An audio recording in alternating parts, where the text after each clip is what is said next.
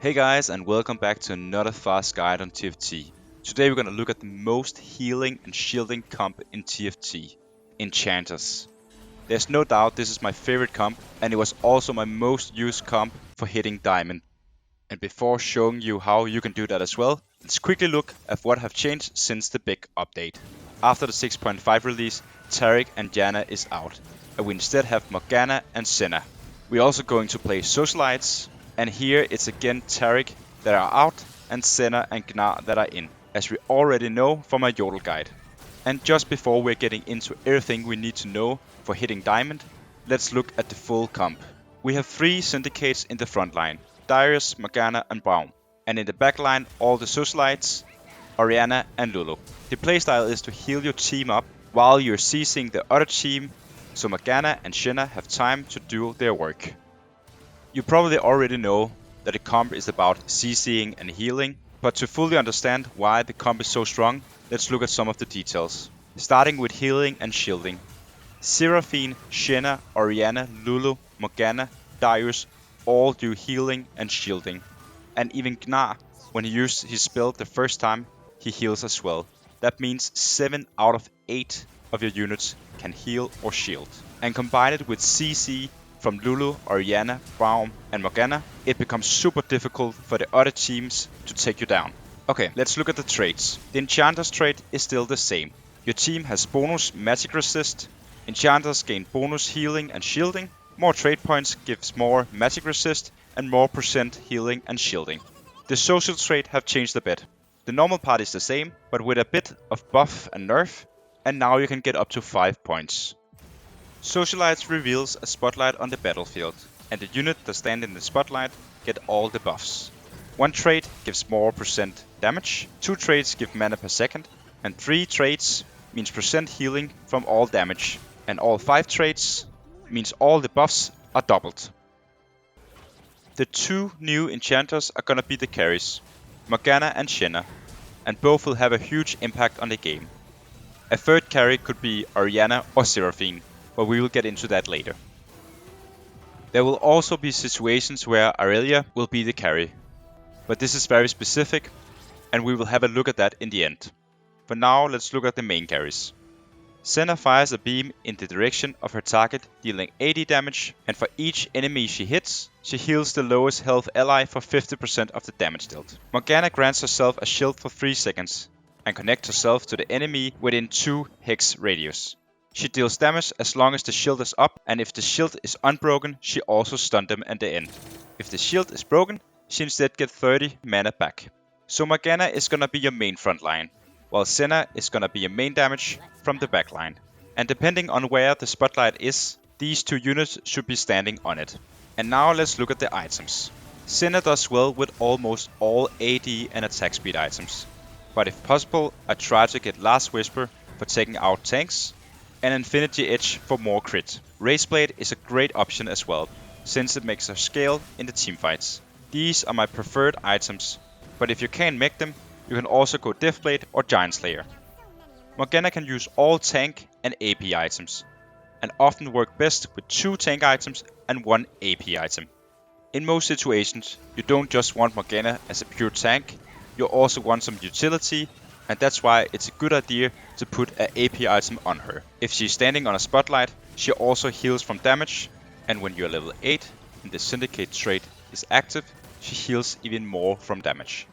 Which is another good point for not going full tank. If it's possible, I would take Redemption for healing her up, Bramble Vest for a lot of armor. She doesn't need that much magic resist since you're already getting a lot from the Enchanter trait. Your third item should depend a bit on what you're given and what comp the other players are playing, but often you can go Morello for anti-healing, Deathcap for consistent damage and more shielding, the Staff for scaling, or Iron Spark for taking magic resist away. If it's too much to think about, just go for Redemption and Bramble Vest and one of the other AP items. Other AP and mana items should go on Seraphine or Orianna, whoever you 2-star first. Spear, Blue Buff and Morello is all great items for both of them. After Morgana have 3 items, other tank items should go on Braum for more CC. I always try to put in a Shroud or a Zephyr at the late game if I can find one. I do by default take items for Senna, and if I can't find anything for her, I take whatever is best for Morgana. That was all the items, and now let's look at what units we should use to start the game. At level 4, I always try to play the best board I can, if I don't get this Yodel opener. My favorite option is to go Yodel plus Blitz. Since we need Lulu and Gnar, and they are nice to have 2 and 3 star, it gives us a bigger chance to get them. If we don't get the Yodels that we need, we can just sell them and get some extra gold. If I don't find Blitz, I put in Darius, since we need him for later anyway. We also want to keep Darius 2 star, but not more than that. The same goes for Lulu, but if nobody is playing Yodels, you can keep all the Lulus, since you might have a fair chance to get her to 3 star. After 2-starring other units that we don't need for late game, like Poppy and Six, we of course sell them for extra gold and keep doing that every turn when we get an extra Yodel from the trade. Your board depends a lot on what you get.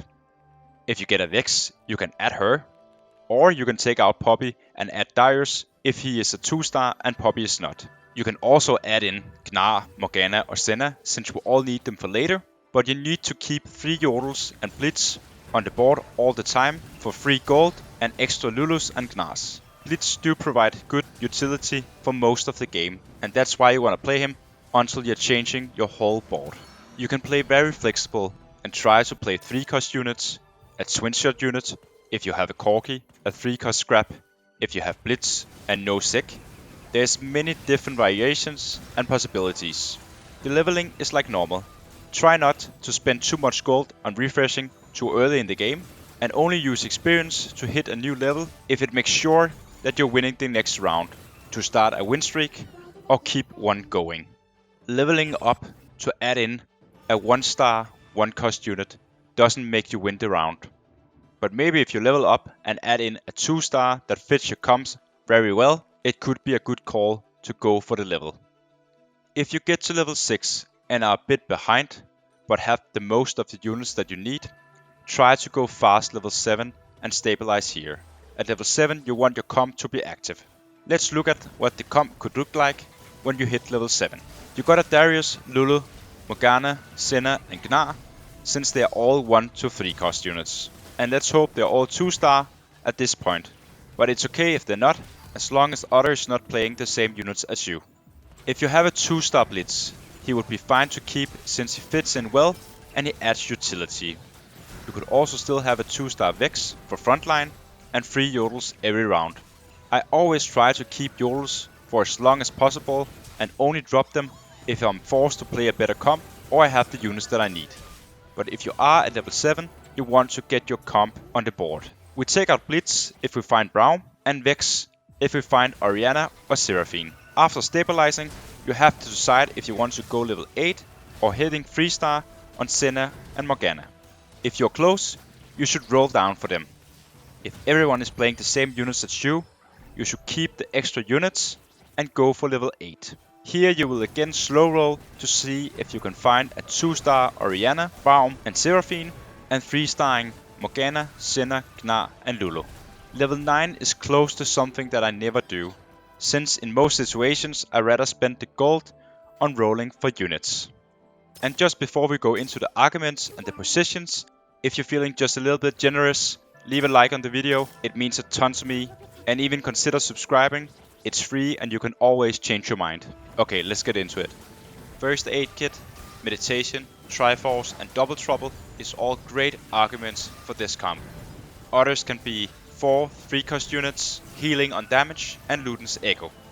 Once again, if you want to help me out, like the video and give me a comment, it means a lot to me. And the very last thing, if you get to level 8 and have a 1-star Senna, and you do have the items for her, you can put in Irelia and put her on the spot and make her the carry. That was all for now, and thanks for watching.